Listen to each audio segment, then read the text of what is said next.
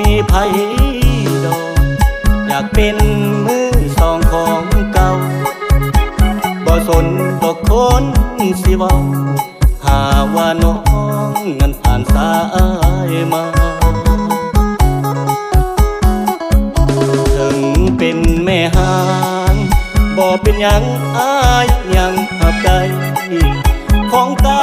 ที่เขาบ่ใส่ให้สิเอาไปใส่ต่อดอกนา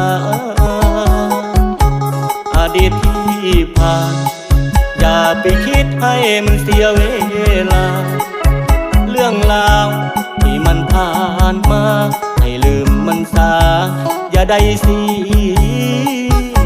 ยใจผ่านสายหลายคนอ้ายบ่สนดอกเด้อคนดี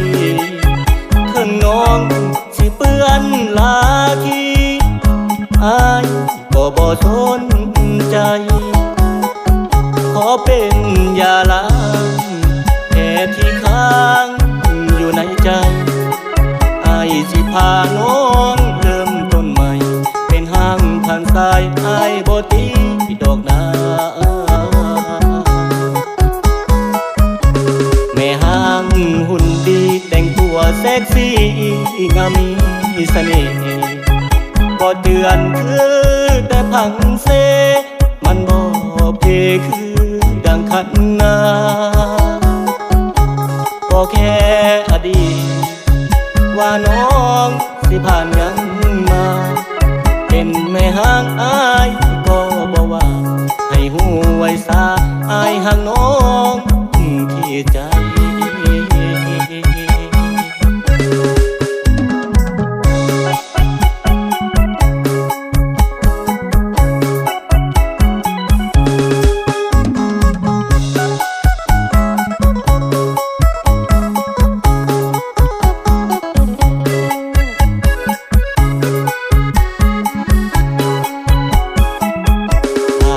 สายหลายคนอ้ายบ่สนดอกเด้อคนดีถึงน้องสิเปื้อนลาทีอ้ายก็บ่สนใจขอเป็นยาล้างแผลที่ค้างอยู่ในใจอ้ายสิพาน้องเริ่มต้นใหม่เป็นห้างผ่านสายอ้ายบ่ตีดอกนา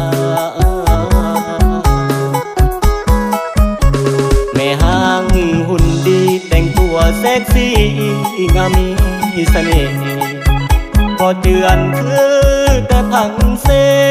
มันบ่เพคือดังขันนา